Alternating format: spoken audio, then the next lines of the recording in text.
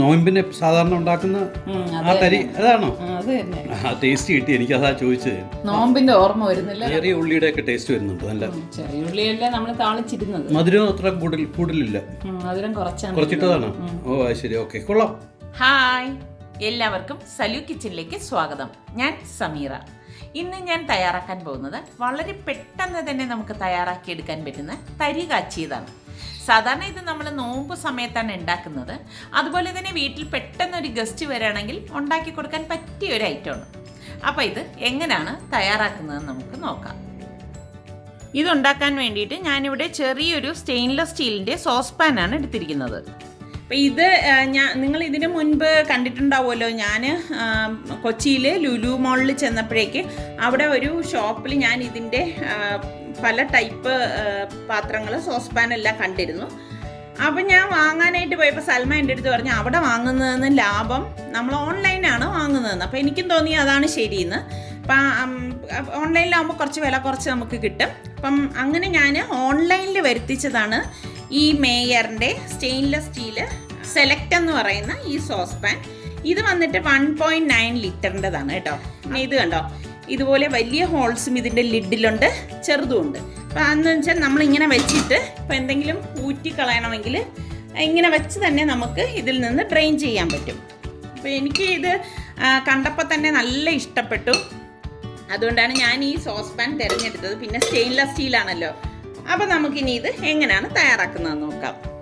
അപ്പോൾ ഈ തരി കാച്ചിയത് ഉണ്ടാക്കാൻ വേണ്ടിയിട്ട് ഞാനിവിടെ 1 ലിറ്റർ പാലെടുത്തിട്ടുണ്ട്. അതായത് 1 ലിറ്റർ എന്ന് പറയുമ്പോൾ ഏകദേശം 4 കപ്പ് പാല്. 250 ml കപ്പ് വെച്ചിട്ട് 4 കപ്പ് പാലാണ് ഞാനിവിടെ എടുത്തിരിക്കുന്നത്. ഇതിനൊന്നും പ്രത്യേകിച്ചൊരു കണക്കില്ല കേട്ടോ, നിങ്ങളുടെ പാകത്തിനനുസരിച്ച് എടുത്താൽ മതി.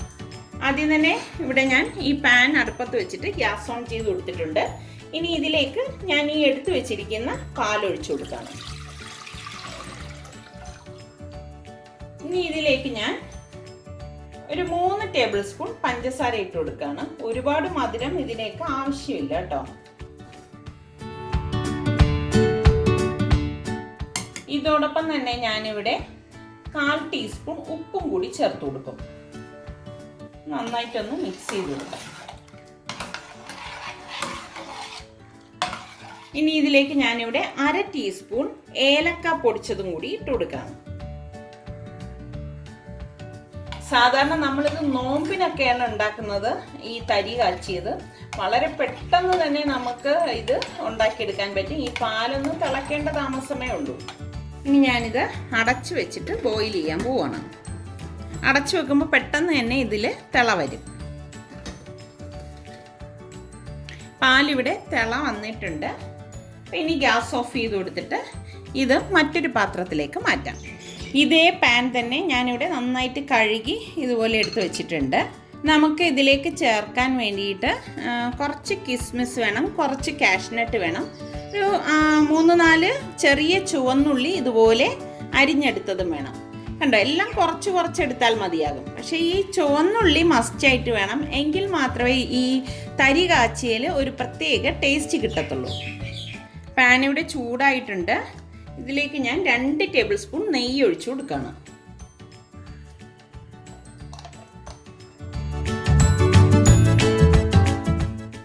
ഇതിലേക്ക് ഇനി നമുക്ക് ഈ എടുത്തു വെച്ചിരിക്കുന്ന കാഷ്നട്ടും ഈ ചെറിയ ചുവന്നുള്ളിയും കൂടി ഇട്ട് കൊടുക്കാം. അതൊന്ന് മൂത്ത് വന്ന ശേഷം മാത്രം നമുക്ക് കിസ്മിസ് ചേർത്ത് കൊടുക്കാം.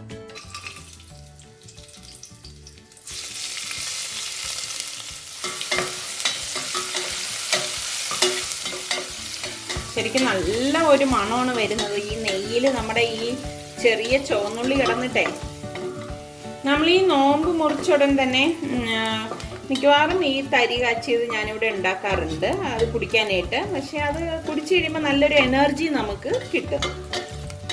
നല്ലോണം ഒന്ന് മൂത്താൽ മാത്രമേ ആ ഒരു ടേസ്റ്റ് കിട്ടത്തുള്ളൂ. അപ്പം നമ്മുടെ ഈ കാഷ്നട്ടും ചുവന്നുള്ളിയും മൂത്ത് വന്നിട്ടുണ്ട്. ഈ സമയം നമുക്ക് ഈ കിസ്മിസിലേക്ക് ഇട്ട് കൊടുക്കാം. കിസ്മിസ് പെട്ടെന്ന് തന്നെ മൂത്ത് വരും, അതുകൊണ്ടാണ് നമ്മൾ ലാസ്റ്റ് ഇടുന്നത്. ഇത്രയും മതിയാകും. പിന്നെ ഇത് നമുക്ക് നെയ്യിൽ നിന്ന് ഈ പാത്രത്തിലേക്ക് മാറ്റാം. ഇപ്പം ഞാൻ ഈ ചെറിയ ഉള്ളിയും കാഷ്നട്ടും കിസ്മിസും കൂടി ഫ്രൈ ചെയ്ത് മാറ്റിയിട്ടുണ്ട്. ഇതുപോലെ മൂപ്പിച്ച് വേണം നമ്മളിത് ഫ്രൈ ചെയ്തെടുക്കാനുള്ളത്. അപ്പം ഇതേ പാനിലേക്ക് തന്നെയാണ് ഇനിയിപ്പം നമ്മൾ ഇതിലേക്ക് നെയ്യൊന്നും ഒഴിക്കേണ്ട ആവശ്യമില്ല. ഇതിൽ തന്നെ നെയ്യുണ്ട്. ഞാനിവിടെ ഒരു 4 ടേബിൾ സ്പൂൺ റവ എടുത്തിട്ടുണ്ട്. വറുത്ത റവ വേണമെങ്കിൽ അതെടുക്കാം, അതല്ലെങ്കിൽ സാധാരണ റവ വേണമെങ്കിൽ നമുക്കെടുക്കാം. അപ്പം അത് ഇതിലേക്ക് ഇട്ടിട്ടൊന്ന് ഇളക്കി കൊടുക്കാം. കരിയാതെ ഒന്ന് ഇളക്കി കൊടുക്കണേ. അപ്പോൾ വറുത്ത റവയാണെങ്കിൽ നമ്മൾ കുറച്ച് നേരം ഒന്ന് ഇളക്കി കൊടുത്താൽ മതിയാകും. പിന്നെ ഒരുപാട് റവ നമ്മൾ ഇതിലേക്ക് ചേർക്കരുത് കേട്ടോ. ഒരുപാട് റവ ചേർത്ത് കഴിഞ്ഞാൽ കുറുകിപ്പോവും. അതിൻ്റെ ആവശ്യമില്ല. ഇതിങ്ങനെ ലൂസായിട്ട് നമ്മൾക്ക് ശരിക്കും ഇങ്ങനെ പാല് കുടിക്കുമ്പോൾ എങ്ങനെയാണ് ആ ഒരു കൺസിസ്റ്റൻസിയാണ്. അത്രയും ലൂസല്ല, എന്നാൽ ഒരുപാട് കട്ടിയുമല്ല. അങ്ങനെ ഒരു കൺസിസ്റ്റൻസിയാണ് ഇതിന്. നമ്മളിതുമാതിരി കാച്ചി വെച്ച പാല് തന്നെ ഇതിൽ ചേർക്കുന്നതാണ് നല്ലത് കേട്ടോ. അപ്പം നെയ്യിൽ കിടന്ന് ഈ റവ നല്ലതുപോലെ ഒന്ന് മൂത്തിട്ടുണ്ട്. ഈ സമയം നമ്മൾ ഈ കാച്ചി വെച്ചിരിക്കുന്ന പാലില്ലേ, അത് നല്ലതുപോലെ ഒന്ന് ഇളക്കിയിട്ട് ഇതിലേക്ക് ഒഴിച്ചു കൊടുക്കാം.